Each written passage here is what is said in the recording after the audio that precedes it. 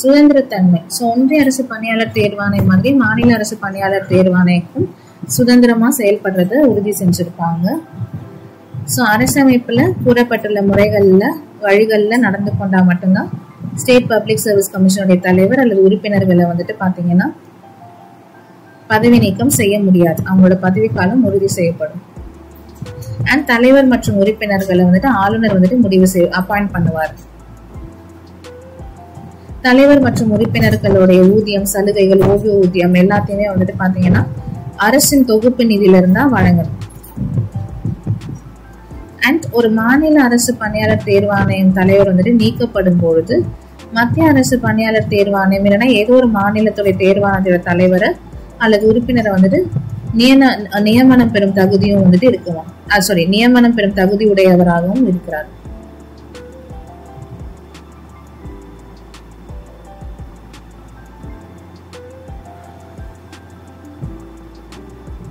ஆனா அரசுடைய வேறு பதவிகளுக்கு நியமிக்கப்பட முடியாது.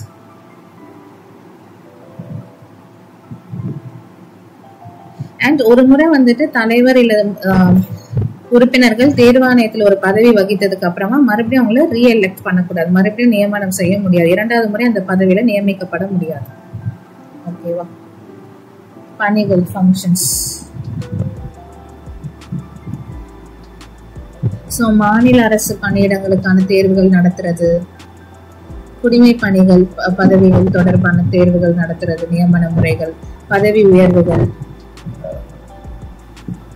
பரிந்துரை செய்யறது, இந்த மாதிரி ஒழுங்கு நடவடிக்கைகள் எடுக்கிறது, இந்த விஷயங்கள் எல்லாம் செய்வாங்க.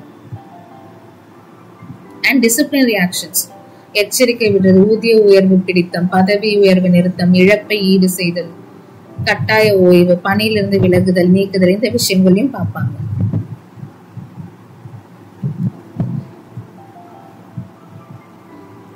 அண்ட் ஒரு குடிமை ஊழியர் வந்துட்டு கடமையில இருந்து தவறுவதற்கு எதிராக சட்ட நடவடிக்கைகள் எடுக்கவும் வந்துட்டு பாத்தீங்கன்னா நடவடிக்கைகள் எடுப்பாங்க.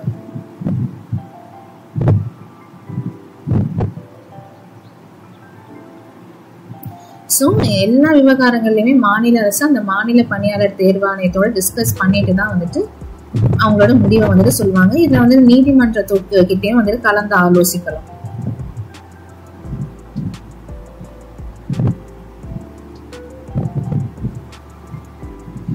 நெக்ஸ்ட், லிமிடேஷன்ஸ், வரம்புகள். மாநில அரசு பணியாளர் தேர்வாணையம் வந்துட்டு பாத்தீங்கன்னா நிர்வாக வரம்புக்கு வெளியேயும் சில விவகாரங்கள்ல நிறுத்தப்படுகின்றன. அதாவது பிற்படுத்தப்பட்ட வகுப்பினருக்கு பதவிகள் நியமனங்கள்ல இடஒதுக்கீடு செய்யப்படும் போது, அப்புறம் பதவிகள் நியமனங்கள் ஒதுக்கீட்டு பட்டியலினத்தவர் பழங்குடியினர் கோரிக்கை பரிசீலனைக்கு வந்துட்டு எடுத்துக்கொள்ளும் போது, மாநில அரசு பணியாளர் தேர்வாணையம் வரம்புக்கு வராத பதவிகள், வராத பணியிடங்கள் இதெல்லாம் வந்துட்டு பாத்தீங்கன்னா கவர்னர் வந்துட்டு நீக்கிடுவார். அந்த ஸ்டேட் பப்ளிக் சர்வீஸ் கமிஷனோட கலந்து ஆலோசிக்க தேவையில்லை அப்படின்னு வந்துட்டு சொல்லுவாங்க. பதவி தொடர்பா ஆளுநரை ஒழுங்கு முறைகளை வந்துட்டு உருவாக்குவார். பட் 14 days ஆச்சு முன்னாடி மாநில சட்டமன்றத்துல விவாதிக்கப்பட்டிருக்கணும், ஒப்புதலும் வந்துட்டு கொடுக்கப்பட்டிருக்கணும். இறுதி முடிவு சட்டமன்றம் தான் வந்துட்டு எடுக்கும். பங்களிப்பு, ரோல். ஒரு மாநில அரசு பணியிடங்கள் தகுதி அடிப்படையில் நிரப்புவதை கண்காணிக்கிறது அந்த அமைப்பா தான் வந்துட்டு ஸ்டேட் பப்ளிக் சர்வீஸ் கமிஷன் வந்துட்டு இருக்கு. அரசு பணியிடங்களுக்கான நியமனம், பதவி உயர்வு, ஒழுங்கு நடவடிக்கை, ஆலோசனை இதெல்லாம் வந்துட்டு தேர்வாணையம் தான் வழங்குறாங்க. அண்ட் பணிகளை வகைப்படுத்துதல், ஊதியம் விகிதம், பணி நிலைகளை வகுத்துதல் இதெல்லாம் வந்துட்டு அவங்கதான் நிர்வகிக்கிறாங்க.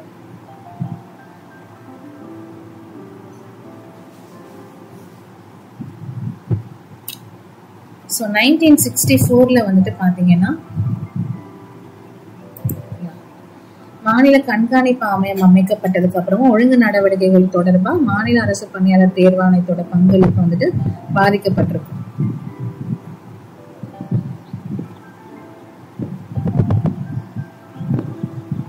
அண்ட் இது ஒரு சுயாட்சி அமைப்பு தான்.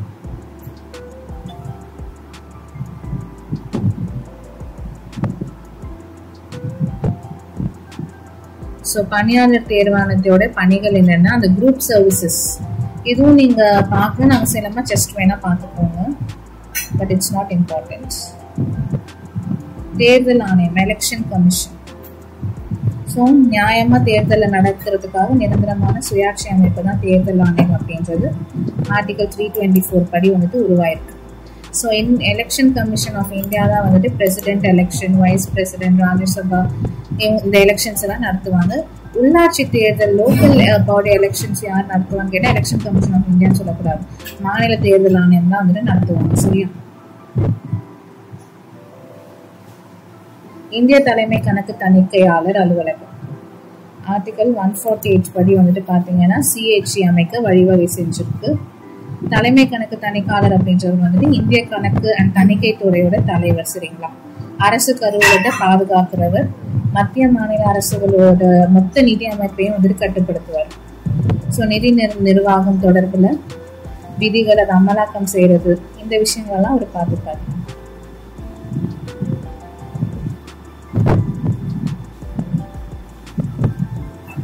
நெக்ஸ்ட், நிதி நிர்வாகம் நோக்கங்கள்.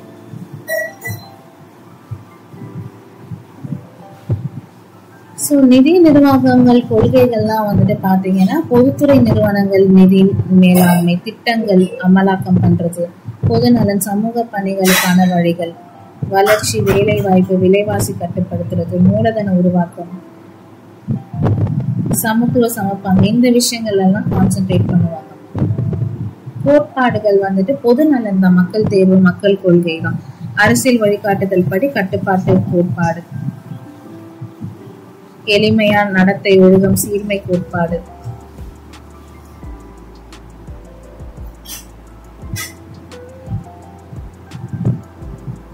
இந்திய நிதி நிர்வாக வரலாற்றிலேயே 4 முக்கிய காலகட்டங்கள் இருக்கு.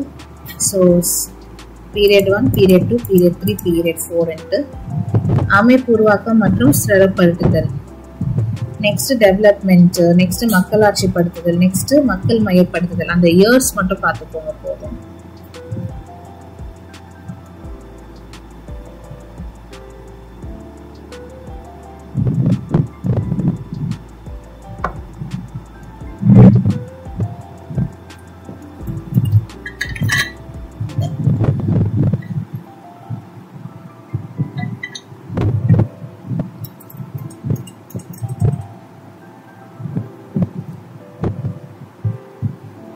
ஸோ நியூ எமர்ஜிங் ட்ரெண்ட்ஸ்னா நிதி பற்றாக்குறை எப்படி கட்டுப்படுத்துறது, வளர்ச்சி செலவினங்களை எப்படி குறைக்கிறது, வளர்ச்சி சாரா செலவினங்களை எப்படி குறைக்கிறது, பற்றாக்குறை இல்லா நிதி நிலையை எப்படி உருவாக்குறது, பொதுத்துறை மீதான அழுத்தம் குறைக்கிறது, மக்கள் நலன்கள், நிதி மேலாண்மை திட்டங்கள் அண்ட் கட்டுப்பாடுகள், தாராளமயமாக்கம், அதெல்லாம் அகற்றுறது எப்படி, அதெல்லாம் வந்துட்டு new emerging trends. Budgetary cycle, அதாவது நிதிநிலை அறிக்கை அப்படின்றது வந்து பட்ஜெட் தான். அது கீழ்காணும் கட்டங்கள்ல இருக்கு. ஃபர்ஸ்ட் தயாரிப்பாங்க பட்ஜெட், ஓகேங்களா, ப்ரிப்பேர் பண்ணுவாங்க, ஒப்புதல் வாங்கிட்டு அப்புறம் தான் நிர்வாகம் தணிக்கைலாம். ஸோ இது குறிப்பிட்ட காலத்திற்குள் இதை வந்துட்டு பண்ணி முடிக்கணும். அண்ட் பட்ஜெட் ப்ரிப்பரேஷன், நிதிநிலை அறிக்கை தாக்கல் பண்ணுவாங்க. ஸோ 6 months முன்னாடியே வந்துட்டு செப்டம்பர், அக்டோபர் மாதங்கள்ல நிதி அமைச்சகம் கிட்ட இருந்து சுற்றறிக்கை பெறப்பட்டு அந்த சுற்றறிக்கை தான் நிதிநிலை அறிக்கையில வந்துட்டு இடம்பெறுமா. சரிங்களா? என்னென்ன அம்சங்கள் அப்படின்றது, வழிகாட்டுதல்கள், இதெல்லாம் என்னென்ன துறைகளுக்கு அப்படி நிதி வந்துட்டு வழங்க வேண்டும் அப்படின்ற விஷயங்கள்லாம். கணக்குகளை வந்துட்டு வகைப்படுத்தியிருப்பாங்க. நடப்பாண்டோட நிதிநிலை மதிப்பீடுகள், திருத்த மதிப்பீடுகள், கடந்த ஆண்டு செலவினங்கள், அடுத்த நிதியாண்டிற்கான முன்மொழிவும் சொல்லியிருப்பாங்க. 1860 தான் ஃபர்ஸ்ட் நிதிநிலை அறிக்கை தாக்கல் செய்யப்பட்டது. ஸோ அப்போ நிதியாண்டு வந்துட்டு May 1 இருந்து April 30 வரை இருந்துச்சுமா, பிரிட்டிஷ் பீரியட்ல. சரிங்களா? அப்புறம் 1866 வந்துட்டு பாத்தீங்கன்னா 1866 ஃபினான்ஷியல் இயர் April 1 இருந்து March 31 அப்படின்னு சொல்லிட்டு மாற்றப்பட்டுச்சு. ஸோ இது எப்போ மாறப்பட்டுச்சுன்னு கேட்பாங்க. That's what the financial year is. Types of taxes. So வரிகள், ஸோ நேரடி வரி, இன்டைரக்ட் வரி, மறைமுக வரின்ட்டு 2 வகைப்படுது. சரிங்களா? அரசுக்கு நீங்க நேரடியா வரி கட்டுறீங்க அப்படின்னா அதுதான் டைரக்ட் டாக்ஸ். உங்க வரி இன்னொருத்தர் தலையில சுமத்துறீங்க அப்படின்னா அதான் இன்டைரக்ட் டாக்ஸ். நேரடி வரிகள் தான் என்ன சொல்லலாம், வருமான வரி, செல்வ வரி, நிறுவன வரி, மூலதன ஆதாயங்கள் வரி, பங்கு பரிவர்த்தனைகள் வரி. இன்டைரக்ட்னா இது சர்வீஸ் டாக்ஸ், அப்புறம் வந்துட்டு பொழுதுபோக்கு, சுங்க வரி, கலால் வரி, முத்திரை வரி, இதெல்லாம். ஸோ ஜிஎஸ்டி ஒரு மாநிலத்துக்குள்ள நடக்குதுன்னா ஸ்டேட் ஜிஎஸ்டி, சென்ட்ரல் ஜிஎஸ்டி போடுவாங்க. 2 ஸ்டேட்டுக்கும் நடுவில் நடக்குதுன்னா ஒருங்கிணைக்கப்பட்ட ஜிஎஸ்டி. இப்போ மும்பை டு தமிழ்நாடுக்குள்ள ட்ரேட் நடக்குது, அப்போ இன்டிகிரேட்டட் ஜிஎஸ்டி போட்டு மத்திய அரசாங்கம் அந்த வரியை வாங்கி தமிழ்நாடுக்கும் மும்பைக்கும் பிரிச்சு கொடுத்துருவாங்க. ஓகேவா? ஓகே, இப்போ புக் பேக் கொஸ்டின்ஸ் போயிடலாமா?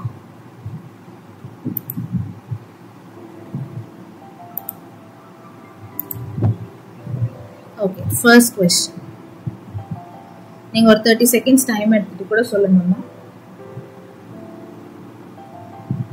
Who appoints the member of All India Services?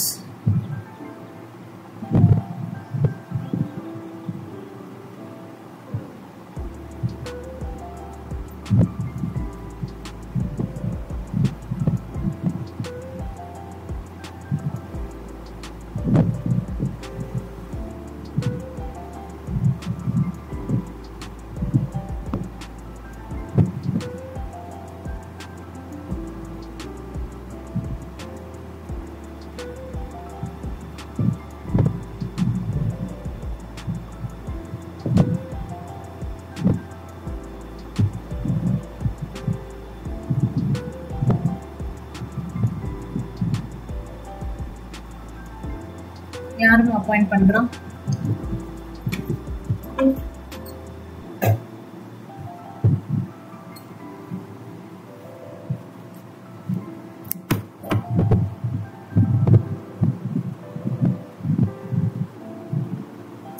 So appointed by the president. The UPSC, which is concerned with the recruitment of civil services at the center. So இது எப்படி create ஆச்சுன்னு கேட்குறாங்க.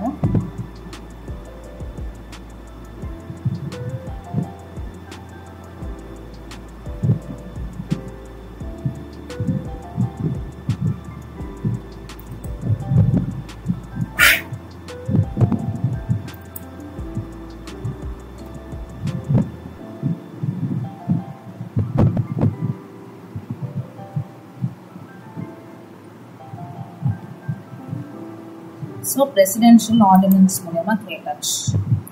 Composition of UPSC.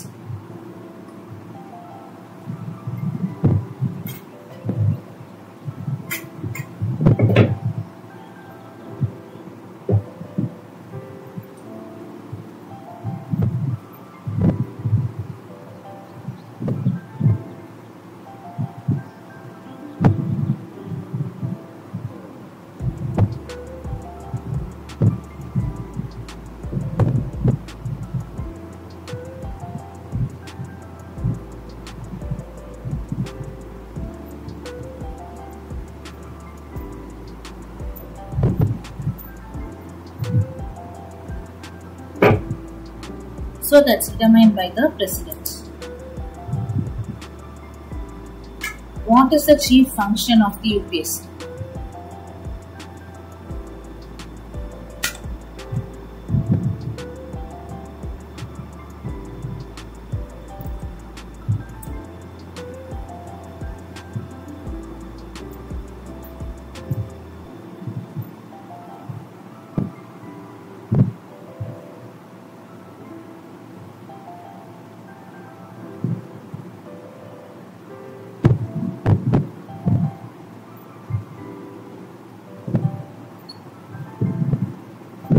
So to conduct examination for all India services. So members of UPSC யார்மா remove பண்ண முடியும், நீக்கம் பண்ண முடியும்?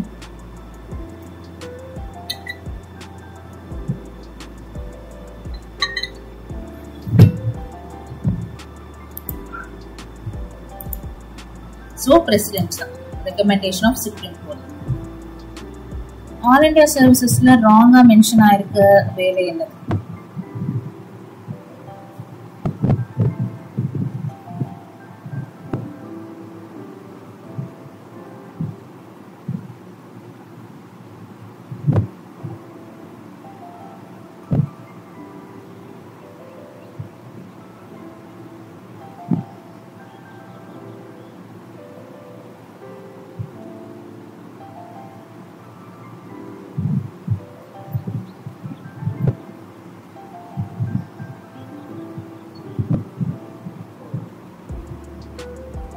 ஸோ இந்தியன் எக்கனாமிக் சர்வீஸ்ன்னு கிடையாது, which is not the function of UPSC.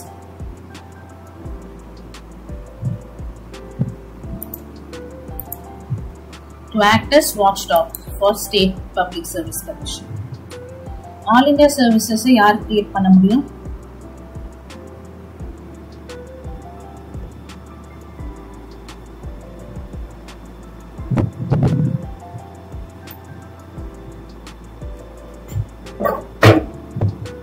So parliaments தான் கிரியேட் பண்ணணும். So state public service commission member எப்படி ரிமூவ் பண்ணுவீங்க? Supreme court. So enquiry conduct பண்ணுறது சுப்ரீம் கோர்ட் தான். Expenses incurred out of contingency fund of India R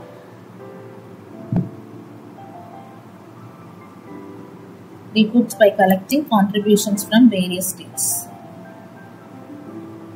so budget கூட வந்துட்டு எந்த bill வந்துட்டு கொடுப்பாங்க?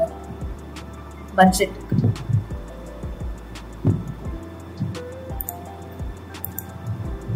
So the finance bill and appropriation bill சொல்லுவாங்க. So central government various taxes collect பண்றாங்க இல்லையா, which has the share with the state government.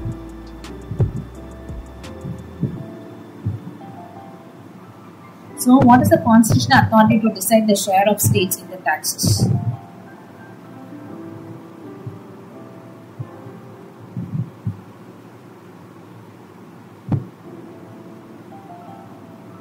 Finance Commission தான் சொல்றேன். அட்வான்ஸ் கிராண்ட் பண்ணும் பொழுது அந்த பட்ஜெட் பேர் என்னமா?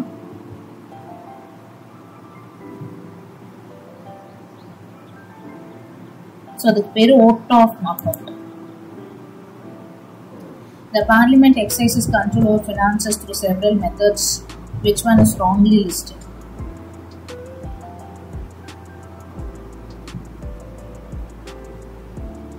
Spent out of consolidated fund is wrong. Sessions of parliament is wrong session. Spring session ஒன்று கிடையாது.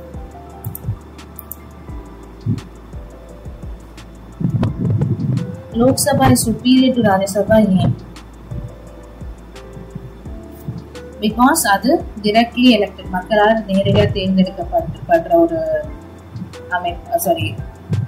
அவை and council of ministers accountable to the people and budget control பண்றாங்க. So of course all the above. Joint Public Service Commission for 2 or more states. இதை make பண்றது parliament தான், but அதுக்கு வந்துட்டு பாத்தீங்கன்னா அந்த கன்சர்ன் ஸ்டேட்ஸோட லெஜிஸ்லேட்டிவ் அசம்பிளிலையும் ரெசல்யூஷன் பாஸ் ஆயிருக்கும். ஃபோர்ரன்னர் of UPSC எப்போ இந்தியாவில் எஸ்டாப்ளிஷ் ஆச்சு?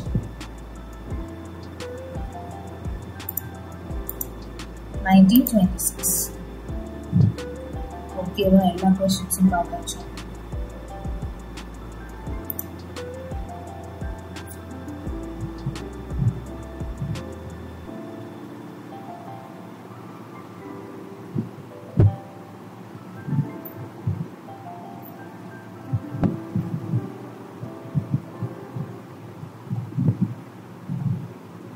Okay, my love questions பார்த்தாச்சு. Thanks a lot for watching. Next class பார்க்கலாம்.